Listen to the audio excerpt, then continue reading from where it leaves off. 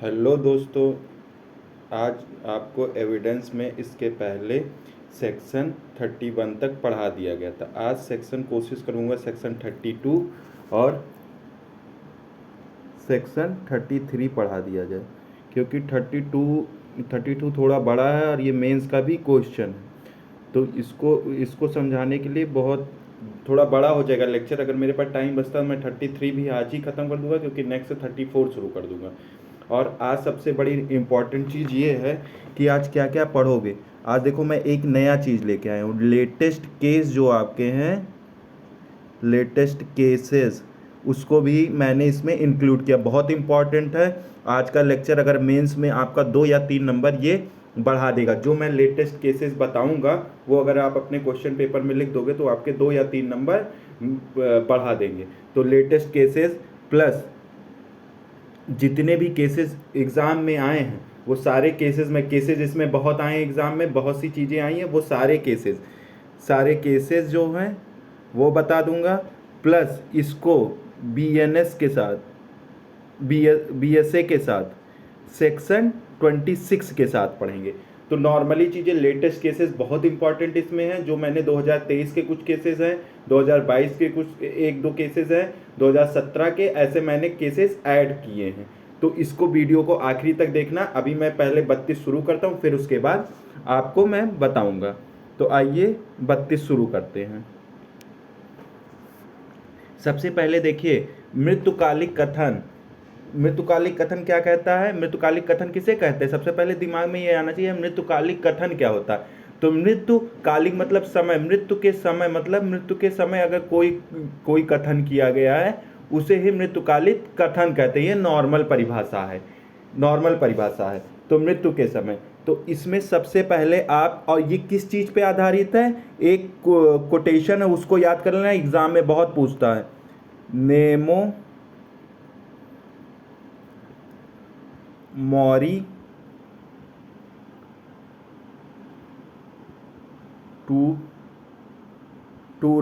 मॉरिटूरस process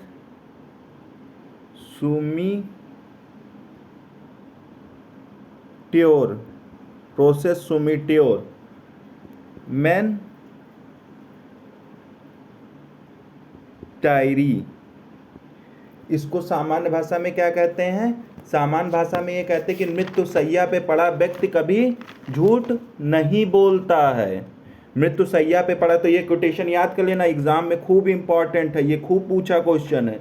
Nemo मॉर्टियस प्रोसिस संट्रियोर मेंटायरी। ठीक है, मृत्यु शैया पे पड़ा हुआ, इसकी सूक्ति क्या, इसका क्या अर्थ होता? मृत्यु शैया पे पड़ा हुआ व्यक्ति मिथ्या कथन नहीं करता है। इसका क्या हुआ, इसका क्या मतलब हुआ?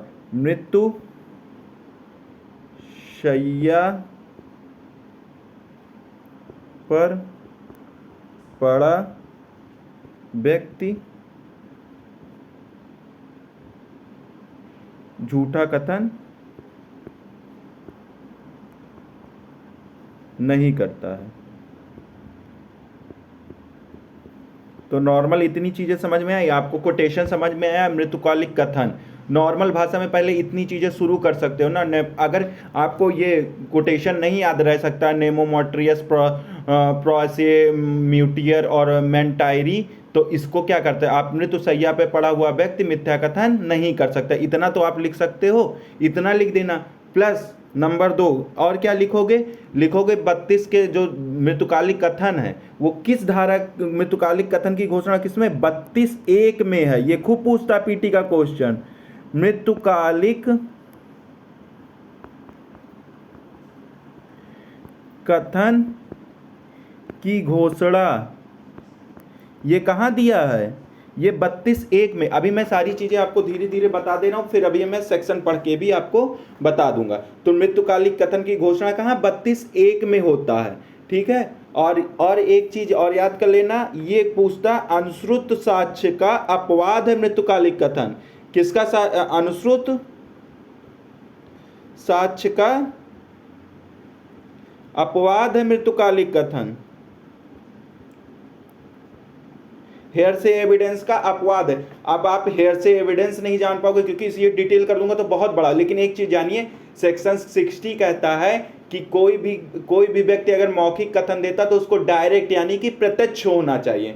तो अब प्रत्यक्ष, तो इसमें तो आदमी व्यक्ति मर गया और आदमी को बुलाया नहीं जा सकता, इस वजह से इस सेक्शन को बनाया गया कि भाई न्यायालय को तो अच्छा एविडेंस चाहिए, गुड एविडेंस चाहिए, और वो व्यक्ति मर गया तो अब तो भाई उसका नामुमकिन है आना। इस वजह से इस सेक्शन को बना के अंशुल साक्ष्य को यहाँ ग्राह्य बना दिया गया, क्योंकि ये न्याय के लिए आवश्यक है। ठीक है, इतनी चीजें ठीक। और क्या है, एक चीज और याद कर लेना, ये क्या है, मृतुकालिक कथन एक सारवान साक्ष्य है। अब सारवान साक्ष्य का मतलब क्या हुआ, इस मतलब डीडी यानी कि मृतुकालिक कथन के आधार पर दोष सिद्धि हो सकती है, इसी वजह से इसे सारवान साक्ष्य कहते हैं। संपोषक साक्ष्य होते हैं और सारवान साक्ष्य होते हैं। तो केवल डीडी के आधार पर भी दोष सिद्धि, ये बहुत इंपॉर्टेंट है, रट लेना, केवल डीडी के आधार पर यानी कि डाइंग डिक्लेरेशन के आधार पर भी मृतुकालिक दोष सिद्ध किया जा सकता है, इतना याद कर लेना। और एक चीज और याद कर लेना, नंबर 1 देखो, मृतुकालिक कथन डीडी कैसा होना चाहिए, नंबर 1 मृत्यु के कारण से संबंधित होना चाहिए, नंबर 1 हो गया। नंबर 2 क्या होना चाहिए, मतलब जो उसके साथ कार्य किया उस संव्यवहार की परिस्थितियों के बारे में, मतलब मृत्यु के कारण से नहीं तो उसकी परिस्थितियों के बारे में, संव्यवहार की परिस्थितियों के बारे में होना चाहिए।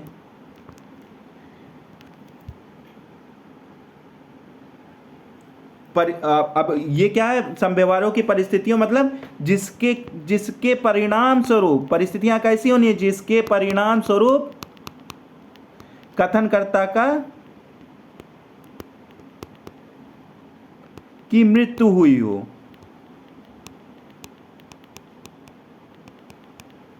तो अब एक चीज तो आपको समझ में आ गया ना, उसका डीडी कैसे होनी चाहिए, उसके मृत्यु से संबंधित होनी चाहिए या ऐसे संव्यवहार या ऐसी परिस्थितियों से संबंधित होनी चाहिए जिसके परिणाम स्वरूप कथनकर्ता की मृत्यु हुई हो। तो इतनी चीजें आपको समझ में आ गई।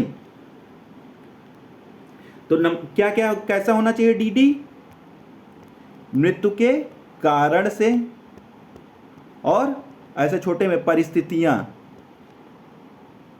परिस्थिति, इतना तो याद कर लोगे, मृत्यु के कारण से या ऐसे संव्यवहार, ऐसी संव्यवहार की परिस्थितियों का उल्लेख करना चाहिए जिसके कारण उसकी मृत्यु हुई हो। 2 चीज याद हो गया आपको।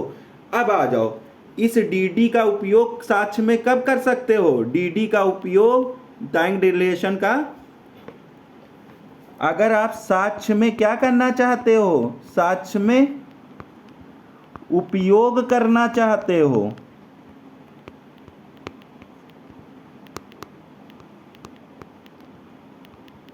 अगर आप इसका साक्ष्य में उपयोग करना चाहते हो तो सबसे पहले आपको क्या करना पड़ेगा, सबसे पहले कथनकर्ता की मृत्यु साबित करना होगा। अरे सॉरी,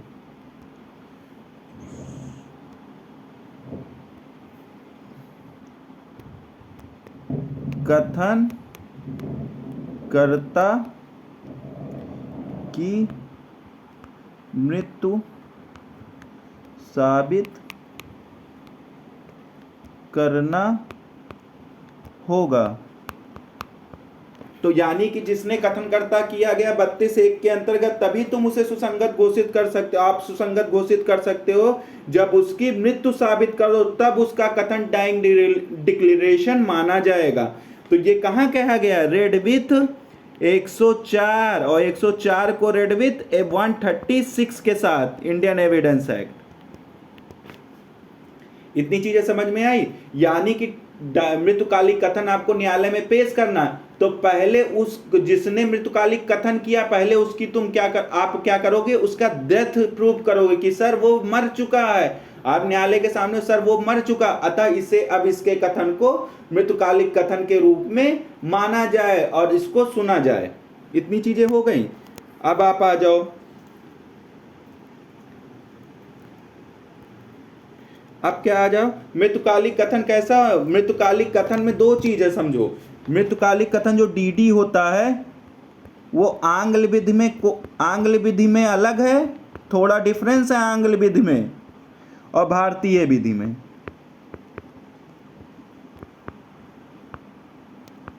आंग्ल विधि और भारतीय विधि में अंतर है।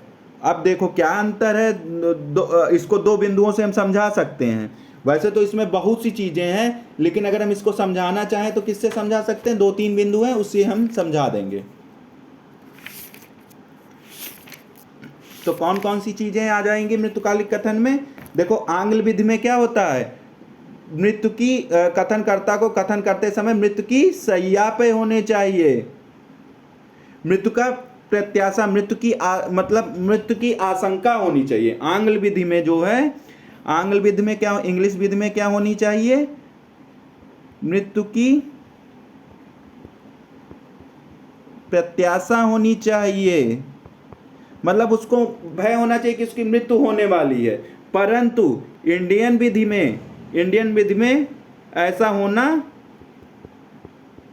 आवश्यक नहीं है।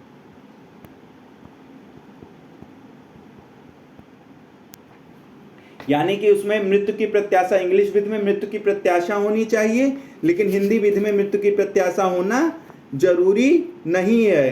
प्रत्याशा मतलब समझ गए, आशंका होनी चाहिए।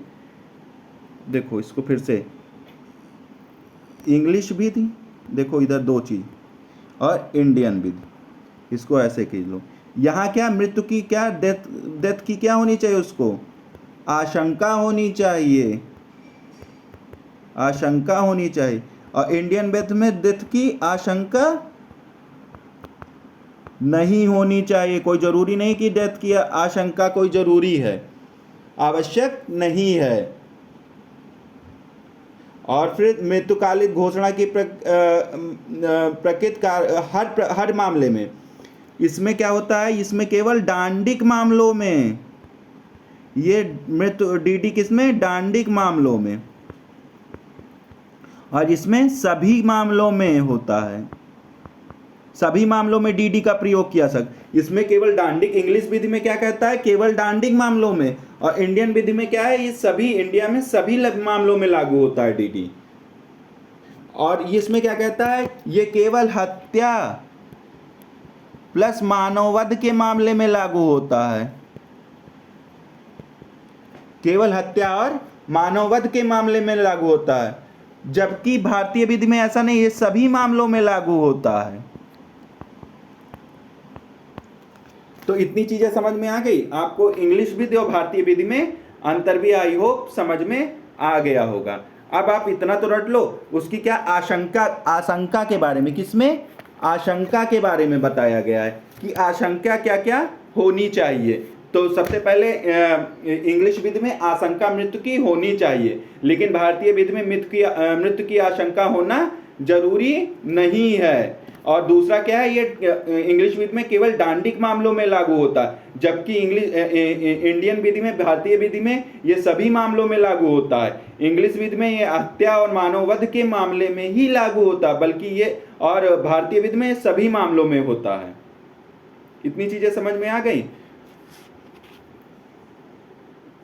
अब इसमें दो तीन चीजें देख लो। तो इसमें एक चीज आपको मैंने पढ़ाया है, अनुश्रुत साक्ष्य वाला पढ़ा दिया था। अब ये क्यों जरूरत पड़ा, आप सोच रहे होंगे कि ये मृत्युकालिक कथन क्यों जरूरत पड़ा। अब 90 में 60 में तो कह दिया गया प्रत्यक्ष होना चाहिए, लेकिन इसकी जरूरत क्यों पड़ी। तो ये अनुश्रुत साक्ष्य का अपवाद कैसे हो गया। व्यक्ति को क्या होना चाहिए, व्यक्ति को जो व्यक्ति कर रहा है, देखो नंबर 1 मृत्युकालिक कथन, जो व्यक्ति कथन कर रहा है उसको क्या होना चाहिए, व्यक्तिगत ज्ञान हो। व्यक्तिगत तथ्य का क्या होना चाहिए, व्यक्तिगत ज्ञान हो, जो डीडी कर रहा है व्यक्तिगत ज्ञान हो। परंतु वह न्यायालय में कारण बताने के लिए नहीं आ सकता है।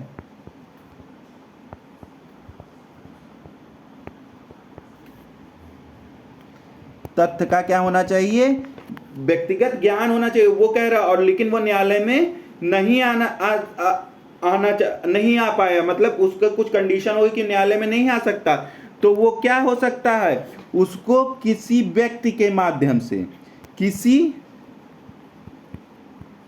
इसकी क्यों जरूरत पड़ी, किसी अन्य व्यक्ति के माध्यम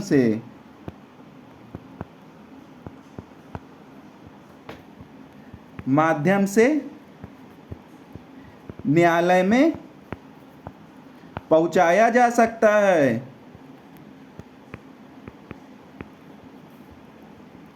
पहुंचाया जा सकता है। ठीक, इतनी चीजें हो गई।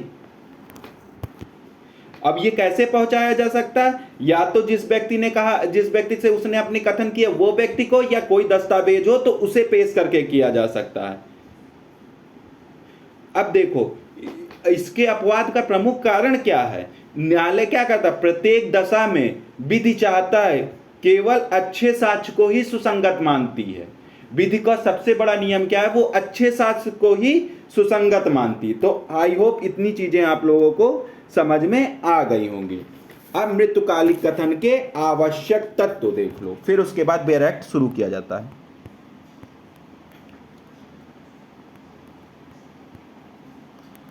सॉरी, इसको मैं डाल देता हूं, फिर से लिखता हूं। डीडी के आवश्यक तत्व देख लो आप।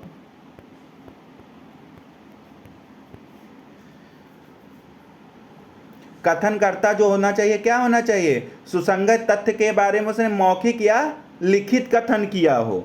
कथनकर्ता ने कैसे, मौखिक या लिखित कथन किया हो, ओरल किया हो या रिटेन किया हो। नंबर 1 कथनकर्ता ने, ठीक है। अब कथन, उसके उपरांत क्या होना चाहिए, कथनकर्ता की मृत्यु हो गई हो। ये सब आवश्यक तत्व हो। कुछ नहीं आएगा तो इतना तो लिख लोगे कि जो कथन करता है वो कैसे करता है, मौखिक कर सकता है या दस्तावेजी। कुछ नहीं एग्जाम में आएगा तो इतना तो लिख लोगे। या कैसा होना चाहिए कथनकर्ता का कथन, कथनकर्ता का कथन या तो मौखिक होना चाहिए या दस्तावेजी होना चाहिए। नंबर 2, कथनकर्ता की मृत्यु हो जानी चाहिए। अगर वो मृत्यु नहीं होगा तो 157 में रिलेवेंट हो जाएगा। अगर कथनकर्ता की मृत्यु नहीं होती तो कहां 157 में रिलेवेंट हो जाएगा। अब जो ऐसा कथन कथनकर्ता ने क्या इसके बारे में किया हो, ऐसा जो कथन किया है वो क्या होना चाहिए, नंबर 1 कथन कैसा होना चाहिए, मृत्यु का कारण किससे संबंधित होना चाहिए। ये आपको बताया, मृत्यु के कारण से संबंधित होना चाहिए, या उस संव्यवहार की परिस्थितियों के बारे में जिसके कारण उसकी मृत्यु हुई हो, जिन परिस्थितियों के कारण। तो 3 हो गया, जिसके कारण उसकी मृत्यु हो गई हो। और नंबर 4, जो न्यायालय में कार्रवाई चल रही है, उसमें प्रश्न क्या होना चाहिए, प्रश्न क्या होना चाहिए, उसमें प्रश्न कथनकर्ता की मृत्यु से संबंधित होना चाहिए, कथनकर्ता की मृत्यु से संबंधित होना चाहिए,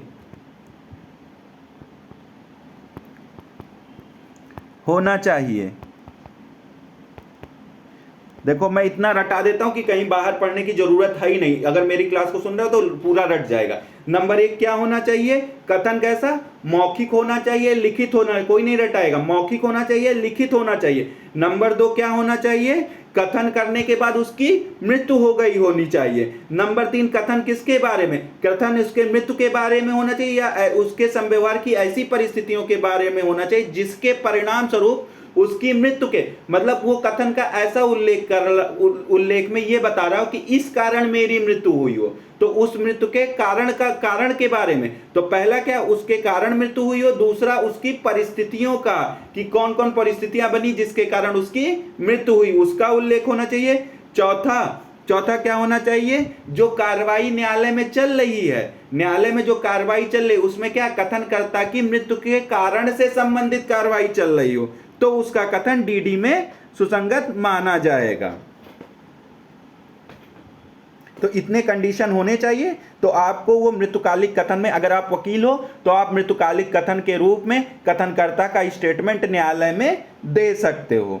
अब आप आ जाओ इसके बाद अंग्रेजी विद भारती। अब आप आ जाओ केस, एक सबसे इंपॉर्टेंट है जो खूब पूछता है, और वो केस इतना इंपॉर्टेंट है कि हम क्या बताएं।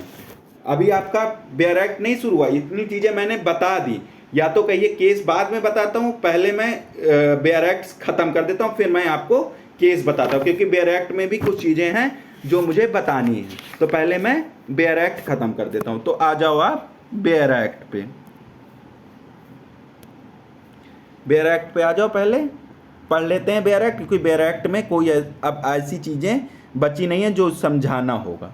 आई होप देखो, वे दशाएं जिनमें उस व्यक्ति द्वारा सुसंगत तथ्य का किया गया कथन सुसंगत है, जो मर गया है, मिल नहीं सकता है। तो अब इसमें कौन कौन से व्यक्ति का कथन मृतुकालिक कथन में आएगा, देखो पढ़ो कि लिखित और मौखिक कथन आपको बताया, सुसंगत तथ्यों का क्या होना चाहिए, लिखित और मौखिक कथन, जो ऐसे व्यक्ति द्वारा, अब इसको याद कर लेना, मर गया है, मिल नहीं सकता है, या साक्ष्य देने के लिए असमर्थ हो गया। तो रटो, मर नहीं सकता, मर गया है, मिल नहीं सकता है, साक्ष्य देने के लिए असमर्थ हो गया है, या जिसकी हाजिरी इतनी विलंब और व्यय के बिना उपात्त नहीं की जा सकती। मतलब किसी व्यक्ति को बुलाना हो तो उसकी हाजिरी, मतलब जिस समय उसको बुलाना उस समय के अंदर वो न्यायालय में नहीं प्रोड्यूस हो सकता क्या, या उसको बुलाने में बहुत धन, बहुत पैसे खर्चे हो जाएंगे। तो उन मामलों में उसके पूर्व के कथन को हम न्यायालय में मृतुकालिक कथन के रूप में प्रस्तुत कर सकते हैं।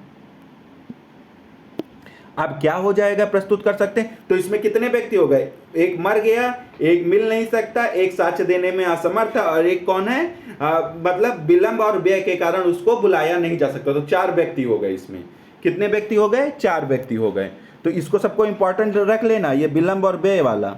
तो नंबर 1 ये हो गया, नंबर 2 हो गया, नंबर 3 हो गया, नंबर 4 हो गया, ऐसे याद कर लेना। अब आ जाओ सबसे पहला कथन, इसी में मृतुकालिक डीडी हो जाएगा। तो पहला क्या है, जबकि वह मृत्यु के कारण से, वह मतलब क्या हो गया यहाँ पे, वह मतलब उसका जो डीडी है, उसका जो कथन है, वो क्या से होना चाहिए, मृत्यु के कारण से संबंधित होना चाहिए। जबकि वह कथन किसी व्यक्ति द्वारा उसकी मृत्यु के कारण के बारे में या उस संव्यवहार की किसी परिस्थितियों के बारे में होना चाहिए जिसके परिणाम स्वरूप फलस्वरूप उसकी मृत्यु हुई हो।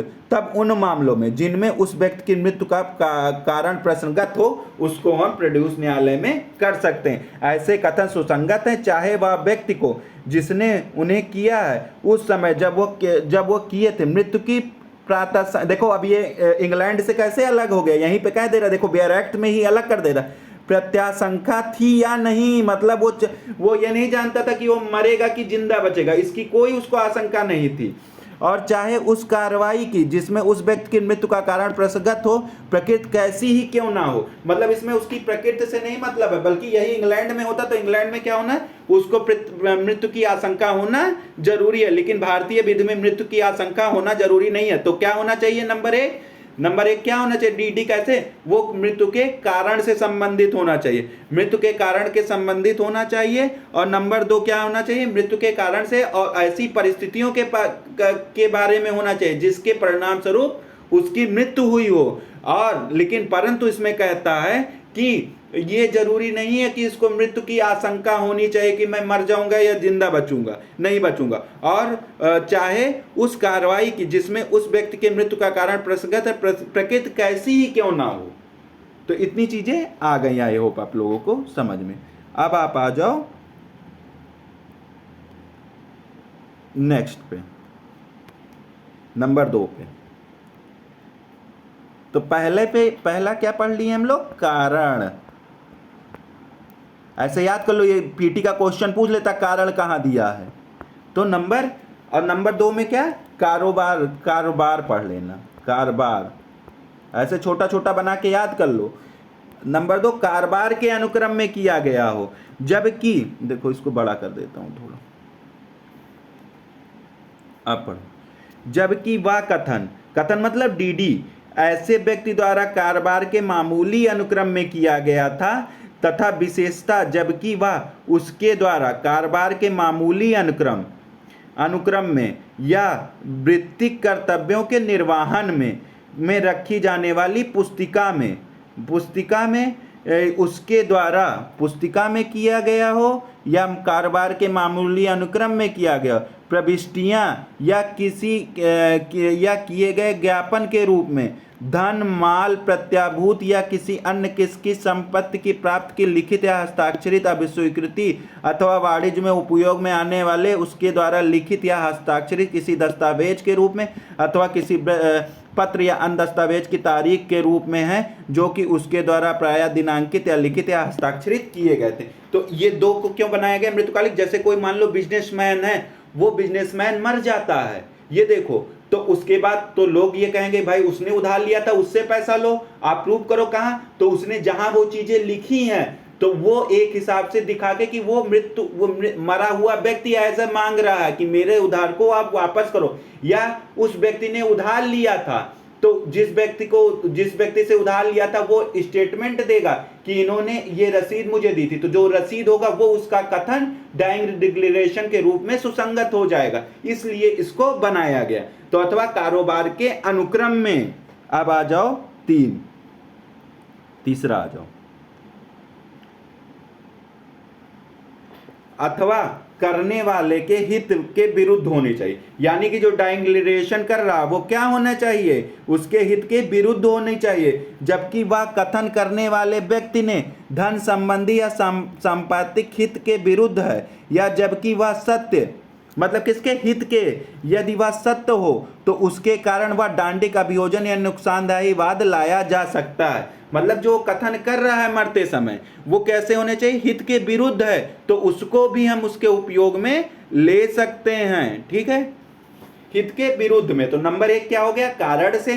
नंबर 2 कारोबार, का से कारण का से कारोबार, ऐसे याद कर लो। नंबर 3 हित, इंटरेस्ट हो गया। तो नंबर 3 से इंटरेस्ट, हित आखिरी में ता आता तो 3 हो जाएगा, हित हो जाएगा, तो नंबर 3 हो गया। नंबर 4 क्या हो गया, अधिक अथवा लोक अधिकार या रूढ़ि के बारे में साधारण हित के विषय में कोई राय देता है। मतलब किसके बारे में, जो मृत्युकालिक कथन कर रहा है तो उसके हित के विरुद्ध है, तो उसका कथन डाइंग रिलेशन में हम प्रोड्यूस कर लेंगे। जब वो मान लो कोई ऐसा कथन कर रहा है जो उसके हित के विरुद्ध है, जब वो मर रहा है तो कोई ऐसा कथन कर रहा है, अगर वो जिंदा बच जाएगा तो क्या होगा, नंबर 3 में वो दांडिक कार्रवाई उसके खिलाफ चलाई जा सकती है, तो उसका कथन भी हम सुसंगत कर लेंगे। नंबर 4 में क्या आ जाओगे, वो कोई ऐसा क्या बोलते कथन कर रहा है जो किसके बारे में, लोक अधिकार रूढ़ियों के बारे में और साधारण हित। तो ये चौथा बहुत इंपॉर्टेंट, पीटी में खूब पूछता है, लोक अधिकार और रूढ़ियों के बारे में अगर किसी व्यक्ति ने कथन कोई राय रखी है तो वो सुसंगत होगी, और वो व्यक्ति मर गया तो 32 की किस सब क्लाज में वो सुसंगत होगी, 32 के सब क्लाज 4 में, खूब इंपॉर्टेंट है। तो जब उस कथन के उपयुक्त व्यक्ति की राय किसी लोक अधिकार रूढ़ि अथवा साधारण हित के विषय के अस्तित्व के बारे में, जिसके अस्तित्व यदि अस्तित्व में होता तो उस व्यक्ति का अवगत होना संभाव्य होता, तब कि ऐसा कथन ऐसे अधिकार या रूढ़ की बात के बारे में संविधान उत्पन्न करने के पहले किया गया होता। मतलब उसका ऐसा कथन होता, जो कथन वो कर रहा है अगर वो जिंदा होता तो उसको उस चीज के बारे में नॉलेज होता, ये अनुमान लगाया जा सकता है। अब आप आ जाओ नातेदारी। 5वां क्या है, नातेदारी के अस्तित्व से संबंधित होनी चाहिए। अब वो रिलेशनशिप, वो जो कथन कर रहा है वो किसके बारे में, रिलेशनशिप के बारे में कर रहा है, कि इस रिलेशनशिप कैसी, किसके बीच में क्या संबंध था उसके बारे में कुछ बता रहा, तो वो भी कथन हो जाएगा। जबकि वह कथन किन्हीं अन्य व्यक्तियों के बीच रक्त, विवाह, दत्तक ग्रहण पर आधारित किसी नातेदारी के अस्तित्व के संबंध में, उन व्यक्तियों की रक्त, विवाह, दत्तक ग्रहण पर आधारित नातेदारी के बारे में व्यक्ति के पास जिसके वह कथन किया ज्ञान विशेष साधन थे तथा कथन का विवादाग्रस्त प्रश्न के उठाए जाने के पूर्व किया गया हो। मतलब जो वो रिलेशनशिप के बारे में बता रहा उसका कथन कब सुसंगत होगा, वो कथन तब किया गया हो जब न्यायालय में मैटर उठाया गया, उसके पहले उसने डीडी किया हो तो उसका कथन सुसंगत। लेकिन अगर मामला न्यायालय में चल रहा उसके बाद उसने अगर नाते रिलेशनशिप के बारे में कोई कथन किया तो वो सुसंगत नहीं माना जाए। अब आप ये सोचोगे कि मैंने आपको तो पहले बताया था कि केवल उसके मृत्यु के कारण से संबंधित, अब वो इन चीज़ों के बारे में भी उसका कथन, तो इसी वजह से ये हम कह सकते हैं कि इंग्लैंड में उसको संकुचित कर दिया गया। वहाँ हत्या और क्या बोलते हैं आपराधिक मानववाद, दो ही चीज के लिए, लेकिन यहाँ इतने सब चीजों के लिए उसके टाइम डिक्लेरेशन के कथन का उपयोग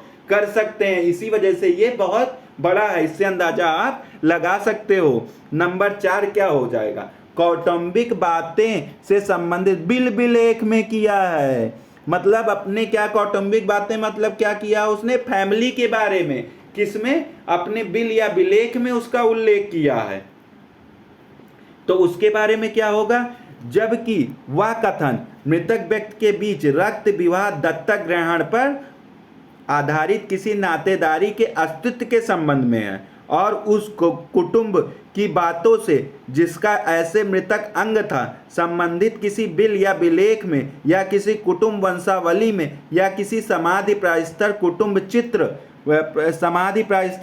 चित्र या अन्य चीजों पर ऐसे कथन प्रायः किया गया जबकि ऐसा कथन विवाहगत प्रश्न उठाए जाने के पूर्व हो। तो इसमें केवल इतना याद कर लो, बिल विलेख से संबंधित अगर वो अपने फैमिली के बारे में कोई चीज उल्लेख कर रहा है और इन फ्यूचर अगर उसका उसके बारे में कोई विवाद उत्पन्न हो रहा और उस आदमी को बुलाया नहीं जा सकता, तो उसका बिल और विलेख न्यायालय में प्रोड्यूस किया जा सकता, लेकिन वो बिल विलेख उसने विवाद होने के पहले लिखा हो।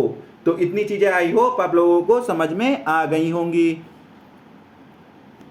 अब आप आ जाओ 13 आ जाओ। तो इसमें क्या है, अथवा 13 के खंड का में वर्णित, तो 13 के खंड का में वर्णित 13 में क्या है, 13 में आप अधिकार और रूढ़ियों के बारे में पढ़े थे ना, 13 आपने पढ़ा होगा अधिकार और रूढ़ियों के बारे में कि नहीं पढ़ा था, पढ़ाया तो था मैंने। अधिकार और रूढ़ियों के बारे में कोई तथ्य प्रश्नगत हो तो क्या सुसंगत होगा, ये 13 में बताए। तो वही कह रहा है कि धारा 13 का में वर्णित संभव है। तो 13 का में क्या है, कोई संभव जिसके द्वारा प्रश्नगत अधिकार या रूढ़ी के क्या सृष्टि कैसे उत्पन्न हुई है, उसका दावा करता, उपांतरित करता, मान्यकृत करता, प्रख्यात या प्रख्यात की थी, तो या जो उसके अस्तित्व से असंगत था। तो इन सब चीजों के बारे में से संबंधित संव्यवहार के दस्तावेजों को पेश किया जा सकता है। तो 13 का ये भी खूब पूछता है, 7वां भी खूब पूछता है, खूब इंपॉर्टेंट है। 13 का के बारे में, इसको के बारे में क्या कोई दस्तावेज अंतर्विष्ट किया गया है, तो ऐसे संव्यवहार से संबंधित 13 का में वर्णित है, उनके बारे में यहाँ दस्तावेज दिया जा सकता है। अब आ जाओ 8वां, अथवा कई व्यक्तियों द्वारा किया गया है। प्रश्नगत बात सुसंगत भावनाओं में अभिव्यक्ति करता है, सुसंगत भावनाओं में अभिव्यक्ति करता है। मतलब इसमें क्या हो जाएगा, भावनाओं मतलब फीलिंग के बारे में, जबकि वह कथन कई व्यक्तियों द्वारा किया गया था। प्रश्नगत बातों से सुसंगत उसकी भावनाओं या धारणाओं को तो उसका कथन कैसा है, जो उसकी भावना या धारणाओं को अभिव्यक्त करता है, कि उसकी भावना कैसी है, कि वो उस समय क्या है और कैसे वो कई पर्सन उसको क्या देखते हैं, जबकि वह कथन कई व्यक्तियों द्वारा किया गया था। वो कथन कैसा है, उसने टाइम डिक्लेरेशन कई व्यक्तियों द्वारा किया था। अगर उसने कई व्यक्तियों से डाइंग डिक्लेरेशन किया है और उसने समान डाइंग डिक्लेरेशन किया, कि जैसे मान लो इसका एक उदाहरण बता दे रहा हूं कि का ने कहा कि खा ने मेरी मृत्यु कारित की, तो ये बात वो मुझसे भी कहता कि खा ने मेरी मृत्यु कारित की, आपसे भी कहता कि खा ने मेरी मृत्यु कारित की, किसी अन्य व्यक्ति से भी कहता खा ने मृत्यु कारित की। तो इसके आधार पे हम ये उसकी भावना के आधार पे ये आकलन कर सकते हैं कि वो सभी से सही बोल रहा है विश्वास के, लेकिन वो मुझसे कुछ और कहता है कि किसी और व्यक्ति ने मृत्यु कारित की, आपसे कहता है किसी और व्यक्ति ने मृत्यु कारित की, किसी थर्ड पर्सन से कहता है किसी और ने मृत्यु कारित की। मतलब कई लोगों से टाइम डिक्लेरेशन करता, कई लोगों से भिन्न भिन्न टाइम डिक्लेरेशन करता, मृत्यु कारित कथन करता है। तो ये माना जाएगा कि उसकी भावनाएं सही नहीं है, वो किसी को फंसाना चाहता। तो इस आधार पर भावनाएं भी सुसंगत बनाई गई हैं उसकी। तो आई होप आप लोगों को इतनी चीज़ें समझ में आ गई होंगी। इलस्ट्रेशन आप लोग घर पे देख लीजिएगा, क्योंकि इलस्ट्रेशन बहुत बड़े हैं, इसमें इलस्ट्रेशन ज़्यादा इंपॉर्टेंट है, इसमें केसेस बहुत इंपॉर्टेंट है। जो केसेज हैं वो मैं अब आपको धीरे धीरे बताना शुरू करूँगा। अब केसेस बहुत इंपॉर्टेंट है, केसेस में मैं नए केस भी लेके आया हूँ, और ये एपीओ में एक एक केस पूछ लेता है कि एक प्रॉब्लम दे देगा, उस प्रॉब्लम को आपको पहचानना पड़ेगा कि उस किस केस में आधारित है और उस केस में क्या डिसीजन दिया गया था। जैसे पकलानिपियन स्वामी का केस दे देता है, क्वीन वर्सेस एम्परर वाला केस क्वीन वर्सेस अब्दुल्ला का केस दे देता है, और वो शरद वृद्धिचंद वाला केस दे सकता है, प्रॉब्लम बेस पे दे देता है। तो अब आप आइए केस से मैं शुरू करता हूं। तो सबसे पहले केस किसका? पीएन स्वामी का शुरू करेंगे। पकला नारायण स्वामी का वाद। पकला नारायण स्वामी में इसमें क्या होता है, इसमें अभियुक्त की जो पत्नी होती है वो क्या होता है, अभियुक्त की जो पत्नी होती है मृतक के प्रति 3000, मतलब जो जिस अभियुक्त को पकड़ा गया वो उसकी पत्नी और जिसको मारा गया उससे वो 3000 रुपए उधार लिए होती है इस वाद में। अब क्या होता है, तो इसमें क्या होता है, अभियुक्त की पत्नी उसको पत्र लिखती है और उसको अपने घर पीएन स्वामी को बुलाती है, कि पीएन स्वामी को नहीं, केएन रहता है जिसका नाम केएन था। मृतक का क्या नाम रहता है? मृतक का नाम केएन रहता है। केएन को कौन बुलाता है?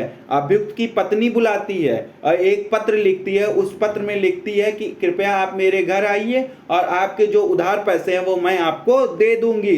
अब केएन मेहरा ये क्या करता है, केएन वो पत्र अपनी पत्नी को दिखा देता है और उसको दे देता है, और केएन उससे मिलने के लिए चला जाता है, मिलने के लिए जाता है, परंतु वो वापस नहीं आता है। तो वो कब, और 23 मार्च को जब वो मिलने को जाता है, कहाँ जाता है मिलने को? बहरामपुर जाता है। बहरामपुर गया लेकिन वो वापस नहीं आया, और 23 मार्च को उसका शरीर 7 टुकड़ों में एक बक्से में बंद मिलता है, 7 टुकड़ों में। तो इसमें क्या हुआ, जो उसने पत्र लिखा था वो टाइम डिक्लेरेशन माना गया और इसके आधार पे अभियुक्त केएन स्वामी को क्या किया गया, दोष सिद्ध किया गया। केएन की हत्या के लिए पीएन स्वामी को दोष सिद्ध सजाए मौत दी गई। अब देखिए, फिर उसके बाद इन्होंने अपील में गए। अब उसके विरुद्ध क्या क्या साक्ष्य थे, देखो साक्ष्य क्या थे, देखो साक्ष्य क्या क्या न्यायालय में प्रदर्शित किए गए, कि वो कर्जदार था, मृतक की पत्नी से कहा कि बस, और कर्जदार था, मृतक की पत्नी ने उसे स्वयं घर को बुलाया, और जो स्टील के बॉक्स जिसमें वो बंद था वो एक दुकान से खरीदा है, जिस दुकान वाले ने बताया कि इन्होंने ये बॉक्स खरीदा था। तो इतनी चीजें उनके खिलाफ मिल गई। परंतु अब इसमें क्या हुआ, इसमें इसको जब एटकन महोदय के सामने जब ये कार्रवाई न्यायालय के सामने गई तो प्रश्न उठा कि ये तो घटना के समय नहीं किया गया था, जो पत्र लिखा गया था घटना के समय तो नहीं किया गया था, घटना के पहले किया गया था, और जो ये कथन होना चाहिए वो घटना के बाद में होना चाहिए। तो इस आधार पे उसके इस पत्र को मृत्युकालिक कथन के रूप में स्वीकार नहीं किया जाए, 32(1) के अंतर्गत उसको स्वीकार नहीं किया जाए। परंतु अब क्या हो, लेकिन क्या हुआ, एटकन महोदय ने क्या कहा,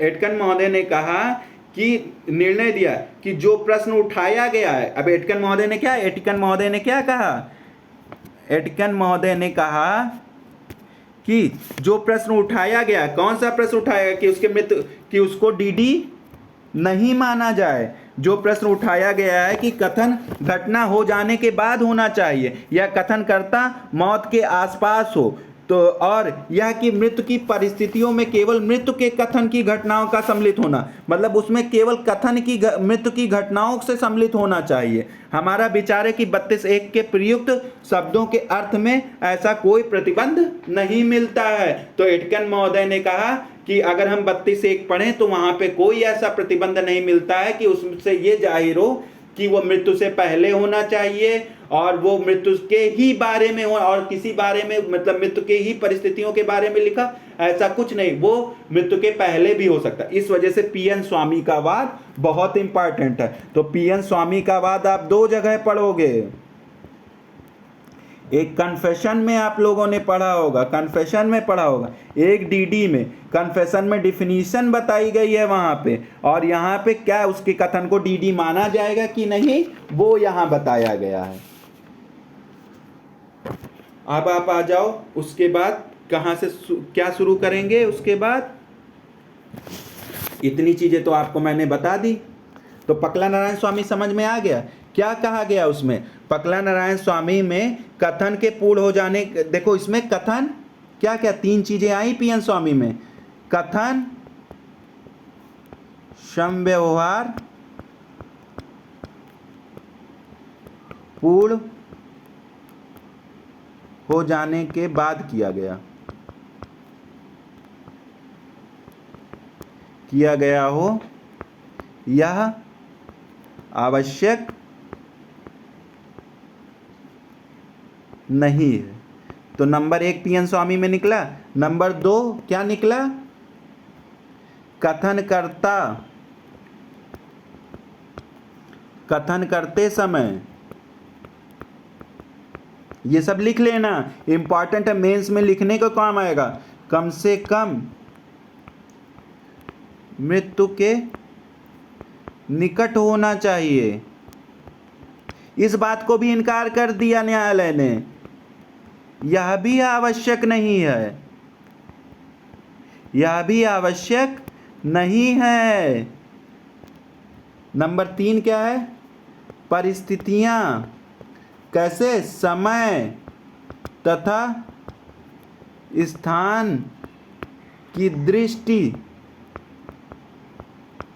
से मृत्यु की निकटवर्ती रही हों।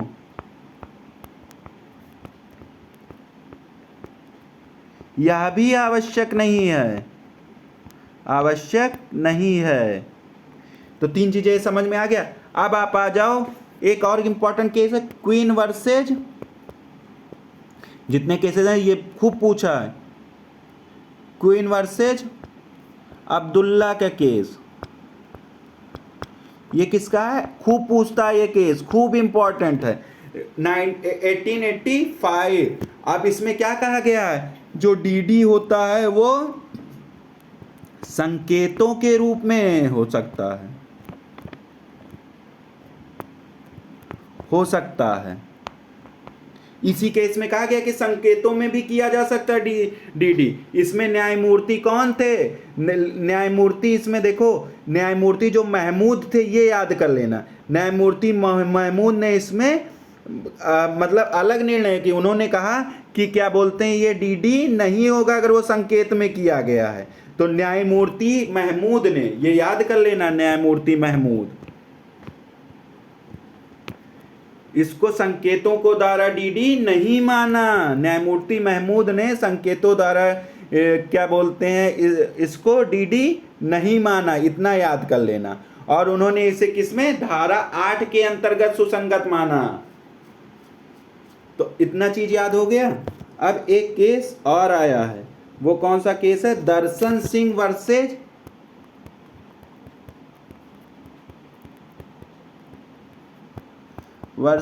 पंजाब राज्य। इसमें क्या बताया गया कि जो व्यक्ति कथन करता कर रहा है, अगर वो मर गया तो उसका कथन 32(1) में रिलेवेंट हो गया, लेकिन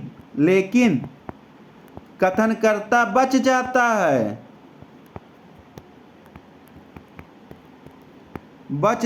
है तो उसका कथन 157 के अंतर्गत सुसंगत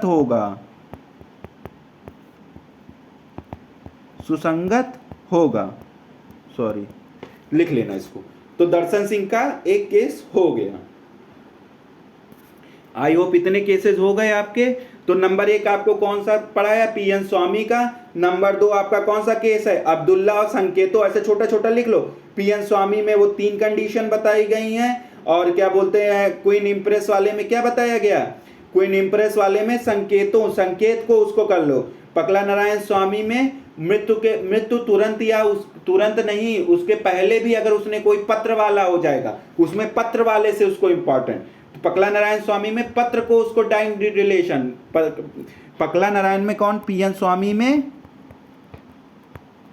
रटाऊंगा तुमको आप लोगों को, पत्र को डीडी माना, ऐसे याद कर लो, पत्र को डीडी माना, प्लस अब्दुल्ला वाले में ऐसे छोटा छोटा याद कर लो, संकेत हो जाएगा, संकेत, दो चीज हो गया। नंबर 3 दर्शन सिंह, ऐसे याद कर लो, एग्जाम में लिखना इतना भी 157, अगर वो जिंदा बच गया तो 157 में 3 केसेज, आई होप आप लोगों को याद हो गए होंगे। अब आप आ जाओ, मैं नया केस भी लेके आया हूं, जो अगर आप मेंस में अपने लिख देते हो तो वो आपको नहीं, पहले एक केस और बता दूं, वो छूट गया है,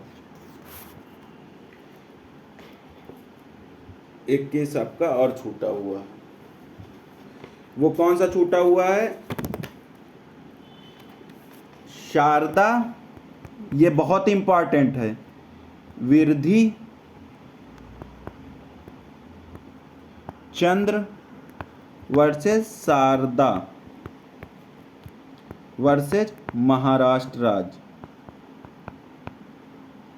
महाराष्ट्र, ठीक है। ये कब का है, 1984 का। अब आप सोच रहे होंगे कि कितने केसेज हैं, ये सब भाई पूछता है, सब पूछता है, एक क्वेश्चन नहीं छोड़ने लायक है।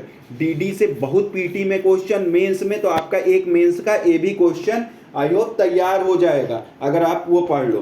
तो इसमें क्या कहा गया, शारदा बिद्रीचंद में, इसमें क्या होता है, एक विवाहित स्त्री अपने ससुराल में मतलब अपने ससुराल में रहती है और उसकी चार महीने की शादी के 4 महीने के अंदर उसकी मृत्यु हो जाती है, ठीक है। और वो क्या होता, वो अपने परिवार वालों को 4 महीने पहले ही खत लिखती है कि मेरे साथ यहाँ मेरे ससुराल वाले बहुत गलत काम कर रहे हैं और मुझे बहुत प्रताड़ित कर रहे हैं। तो अब इसमें क्या निर्णय दिया कोर्ट ने, वो सुनो। इसमें कहा गया कि, इसमें कहा गया, क्या कहा गया कि मृत्युकालिक कथन की करते समय इसमें क्या कहा गया कि वह किसी व्यक्ति के पढ़ने, सिखाने या उकसाने के फलस्वरूप नहीं किया गया हो। तो नंबर 1 इसमें क्या क्या है, अगर आप डीडी को सुसंगत मान रहे हो तो इसमें यह है कि पहले तुम देखोगे उसको कि कोई पढ़ाया सिखाया या उसको उकसाया कोई नहीं है कि तुम डीडी कर दो। नंबर 3 उसकी मन की दशा को देखोगे कि वो किसी दुश्मनी के चक्कर में तो नहीं कर रही है। शरद बिरदीचंद में एक विवाहित, अब देखो शरद बिरदीचंद में क्या था, एक विवाहित स्त्री को विवाह के 4 महीने के बाद ही ससुराल में उसे बिस्तर पर क्या पाया गया, मृत पाया गया। इन 4 महीनों में वह अपने पति के क्रूरतापूर्ण व्यवहार के बारे में अपनी बहन तथा अन्य संबंधियों को बताती थी और पत्र लिखती थी कि अपने उसका जीवन खतरे में है। तो किसको बताती थी, अपने बहन को बताती थी तथा अपने संबंधियों को बताती। उसके कथन एवं पत्र को मृत्युकालिक कथन के रूप में सुसंगत माना गया। तो ये भी एक पत्र वाला ही हो गया। इसमें क्या उच्चतम न्यायालय ने अब निर्धारित किया गया कि जहां शादी के बहुत थोड़े समय के भीतर, देखो ये इंपॉर्टेंट, शरद बिरदीचंद बहुत इंपॉर्टेंट केस है। इसमें ये उच्चतम न्यायालय ने एक चीज और निर्धारित, आप लोग केसेस लड़ोगे या कुछ लड़ोगे तो उसका ये उपयोग पड़ेगा। इसमें कहा गया कि जहां शादी के बहुत थोड़े समय के भीतर या समय की दूरी 3-4 महीने से अधिक नहीं होती है, मृत्यु हो जाती है, तो कथन कैसा होना चाहिए, 32 के अधीन ग्राह्य है। जहां मुख्य साक्ष्य कथन एवं मृतक द्वारा लिखे गए पत्र जो सीधे मृत्यु से संबंध हो, बताई गई कहानी प्रकट करे तो कथित कथन स्पष्ट रूप से धारा 32 में आएगा और ग्राह्य होगा। समय की दूरी ऐसे कथन को असंगत नहीं बनाएगी। समय की दूरी ये इंपॉर्टेंट है, ऐसे कथन को असंगत नहीं बनाएगी। अतः उच्चतम न्यायालय ने मृतकों के पत्रों को धारा 32 के तहत मान्यता प्रदान की गई और अभियुक्त को दोषी सिद्ध किया गया। तो शरद बिरदीचंद का एक केस ये हो गया आपका। दर्शन सिंह वाला आपको बता ही दिया हूं। 157 वाला हो गया, ये भी पत्र वाला हो गया। तो आपके 4 केसेस तैयार हो गए। कौन कौन से, पीएन स्वामी हो गया। नंबर 2 कौन सा हो गया, नंबर 2 कमेंट करो। अरे सॉरी, ऑनलाइन तो वो नहीं पढ़ा रहा, चलो ठीक। अब आ जाओ, उसके बाद इतने केसेस, अब आ जाओ नए केसेस, न्यू केसेस है। ये आप अपने मेंस में मेंस में जरूर लिखना, ये आपके 2 से 4 2 नंबर या 4 नंबर बढ़ा देंगे। ये बहुत इंपॉर्टेंट जो केसेस हैं। फुलेल सिंह, ये नए केस हैं, फुलेल सिंह वर्सेज हरियाणा राज्य। ये कब का केस है? 2023 का। बहुत इंपॉर्टेंट है, ये सब नए केसेस डाल देना। क्या कहा इसमें? इसमें कहा देखो, जो चीज डीडी के आधार पर दोष सिद्ध हो सकता है, डीडी के आधार पे दोष सिद्ध हो सकता है। प्लस और क्या कहा गया? प्लस, लेकिन एक चीज इसमें ध्यान रखना है कि वो जो डीडी कर रहा है वो विश्वसनीय और भरोसेमंद होना चाहिए, भरोसे पे आधारित होना चाहिए। ठीक है, विश्वसनीय। तो दो चीज, डीडी के आधार पर दोष सिद्ध किया जा सकता है, लेकिन उस डीडी को क्या विश्वसनीय और भरोसे योग्य होना चाहिए। ये किसमें? फुलेल सिंह वर्सेज हरियाणा राज्य। ये कहीं नहीं मिलेगा, तुम चाहे जहां किसी भी लेक्चर देख लेना, ये अगर मिल जाएगा तो बता देना मुझे। किसी ने नहीं बताया ये जो मैं बता रहा हूं। फिर आ जाओ नंबर 2, सुरेंद्रन वर्सेज केरल राज्य। ये 2022 का केस है। इसमें क्या कहा गया? इसमें कहा गया क्या पत्नी का कथन में, तो क्या पत्नी का डीडी मृत्युकालिक कथन क्रूरता साबित करने के लिए किया जा सकता है।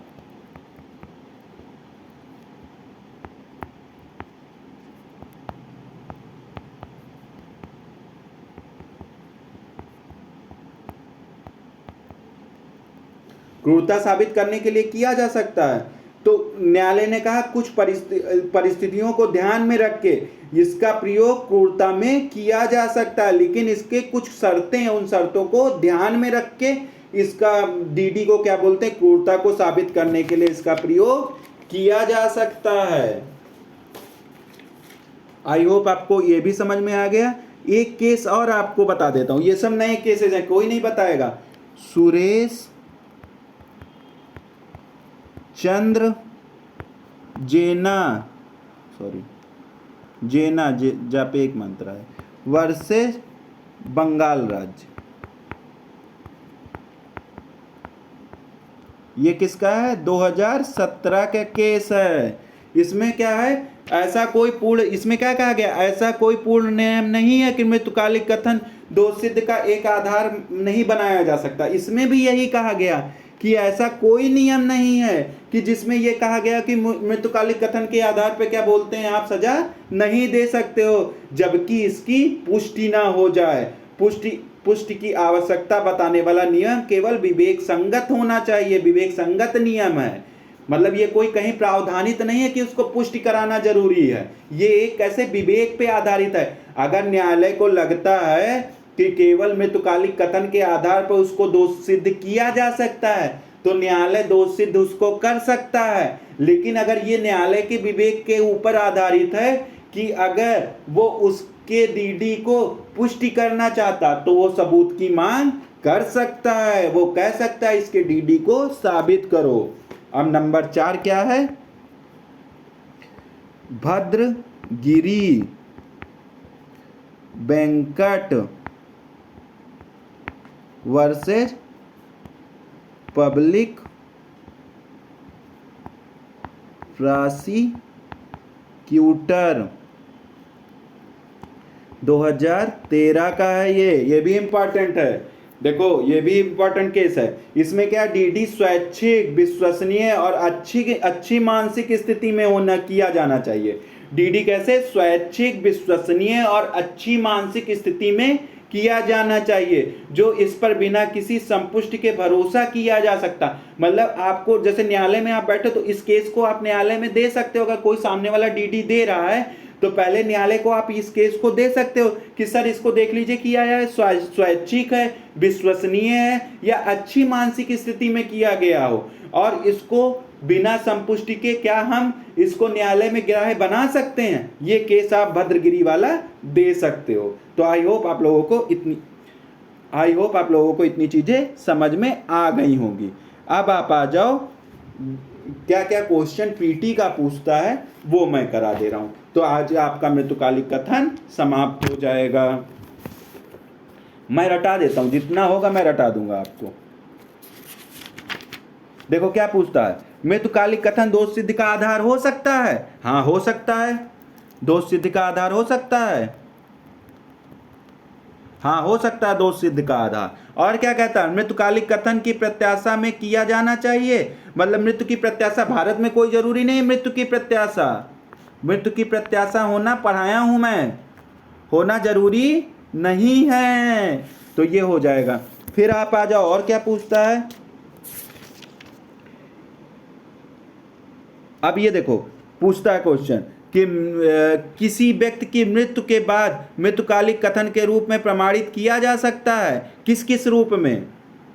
देखो उसका डीडी कैसा हो, उसका डीडी चाहे एफआईआर में उसने अपनी डीडी को नोट किया हो, चाहे 161 का बयान पुलिस को दिया हो, चाहे मजिस्ट्रेट ने लेखबद्ध किया हो। इन सभी कंडीशनों में क्या बोलते हैं, उसके कथन ग्राह्य होंगे, उसको डीडी माना जाएगा।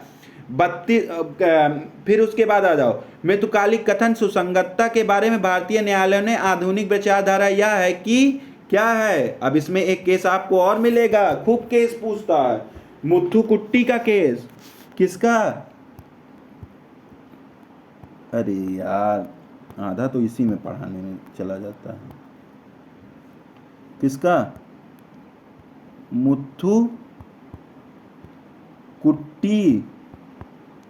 मुथुकुट्टी वर्सेस राज्य, ये 2006 का मामला है।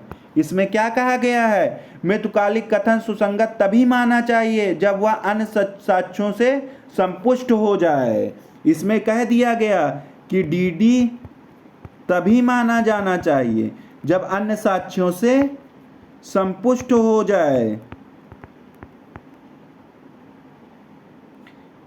ये सामान्य नियम है, सामान्य नियम उच्चतम न्यायालय ने बना दिया। मुथुकुट्टी खूब इंपॉर्टेंट है, मुथुकुट्टी खूब इंपॉर्टेंट केस है। ये सामान्य नियम बना दिया गया, लेकिन यह सार्वमान्य नियम नहीं है, ये सार्वमान्य नहीं है। चाहो तो अकेले के आधार पे भी दे सकते हो। न्यायालय ने ये नहीं कहा कि ये सार्वनाम, ये सामान्य नियम है कि आप सामान्यता उसकी पुष्टि कर लें। तो ये मुथुकुट्टी के राज्य, मुथुकुट्टी वर्सेस राज्य के मामले में 2006 मुथुकुट्टी वर्सेस राज्य के, इसमें सामान्य नियम बनाया गया और इसको सार्वमान्य नहीं माना गया। इसमें ये बताया गया डीडी को संपुष्टि कर लेना चाहिए।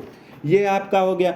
मृतकालिक कथन होता है किसमें, डांडिक और दीवानी दोनों मामलों में ग्राह्य होता है। सिविल और क्रिमिनल दोनों में ये ग्राह्य होता है। और इसको क्या आवश्यकता का नियम पूछता है। आवश्यकता का नियम कहाँ दिया है, सेक्शन 32। खूब पूछता पीटी का, इंपॉर्टेंट क्वेश्चन है। आवश्यकता का नियम पूछेगा तो क्या मारोगे, सेक्शन 32 मार देना। जब भी पूछे आवश्यकता का नियम तो क्या मार दोगे, सेक्शन 32 मार दोगे। मृत्यु का कथन दोष सिद्ध का आधार हो सकता, हाँ हो सकता। मृत्यु कथन मृत्यु की प्रत्याशा में किया जाना चाहिए, कोई जरूरी नहीं है। ये क्वेश्चन मैं कई बार पढ़ाया हूं। कारोबार के अनुक्रम में कहां दिया, कारोबार तो पहले कारण फिर कारोबार, तो कारोबार 2 में दिया, 32 2 में दिया गया है। अब एक आ जाओ, रामनाथ खूब केस पूछता है, ये भी रामनाथ माधव प्रसाद। वो केस मैंने मेंस के लिए पढ़ाया था, जो नए नए केसेस है। वो एग्जाम में नहीं पूछा, लेकिन वो मेंस में लिखने के काम आ जाएगा।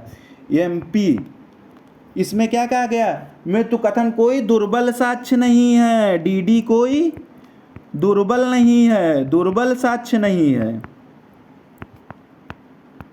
इसी में कहा गया डीडी कोई दुर्बल साक्ष्य नहीं है, या वह विश्वसनीय मतलब यह दोष सिद्ध का एकल आधार हो सकता है, या कोई दुर्बल साक्ष्य नहीं है, दोष सिद्ध का एकल आधार हो सकता है। Ram Madhav Prasad versus state of MP, ये हो गया। अब आप आ जाओ फिर उसके बाद राम बिहारी यादव का एक केस आया है। राम बिहारी, ये भी खूब पूछा है, यादव वर्सेज बिहार राज्य।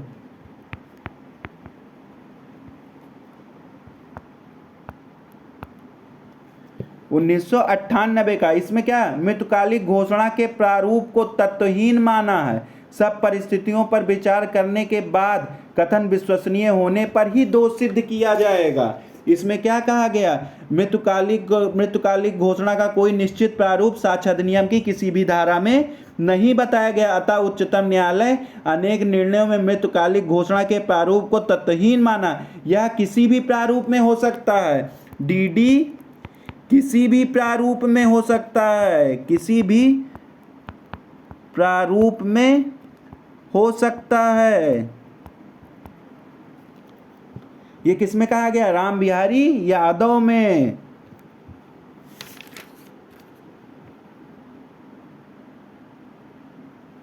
अब पूछ लेगा निम्नलिखित में से कौन सा वाद्य मृतकालिक घोषणा से संबंधित है, दे देगा, क्या दे देगा, महबूब शाह दे देगा,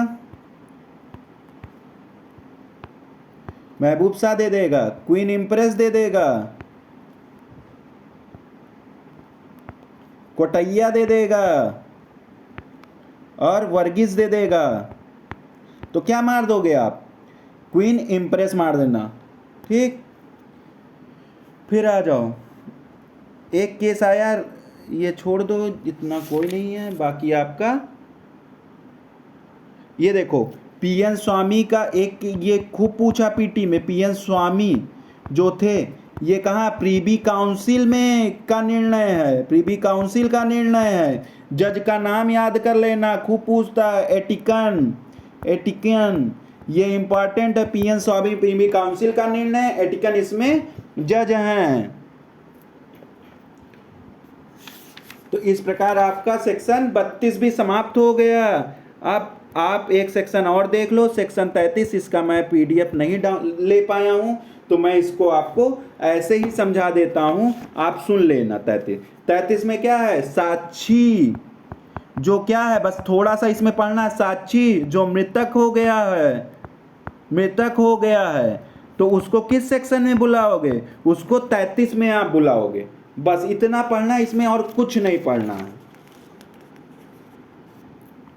ठीक है। साक्षी जो मृतक हो गया उसको कैसे, किस धारा में, 33 में बुलाओगे, और इसमें ज्यादा कुछ नहीं पूछता है एग्जाम में। इसमें क्या पूछेगा, अभिसाक्ष्य, इसमें साक्ष्य में कथित तथ्यों की सत्यता एवं पश्चातवर्ती कार्रवाई में साबित किया जा सकता है यदि वह साक्षी मर गया, मिल नहीं सकता। तो ये कौन सा, साक्षी अगर मर गया, मिल नहीं सकता, तो सारी चीजें वही लागू होगा। बस 33 में यही, साक्षी जो मृतक है, वो जो मर गया, मिल नहीं सकता, या उसको वह असमर्थ है आने में, या उसको बुलाने में बहुत पैसा और बहुत समय की हानि होगी, तो ये कौन सी धारा हो जाएगी, 33, साक्षी के बारे में पूछेगा। तो आई होप आप लोगों को इतनी चीजें समझ में आ गई होंगी। एक रिक्वेस्ट है आप लोगों से, प्लीज वीडियो लाइक कर दिया करें, वीडियो लाइक कोई नहीं करता है, बहुत मेहनत से पढ़ाता हूँ। अगर आपको लगता है मेहनत से पढ़ाएं तो प्लीज सब्सक्राइब कर देना, और लोगों से भी सब्सक्राइब और शेयर कर देना प्लीज, क्योंकि बढ़ जाएगा सब्सक्राइबर तो थोड़ा मुझे भी अच्छा लगेगा, मेहनत सफल हो जाएगी, ठीक है। Okay, thank you.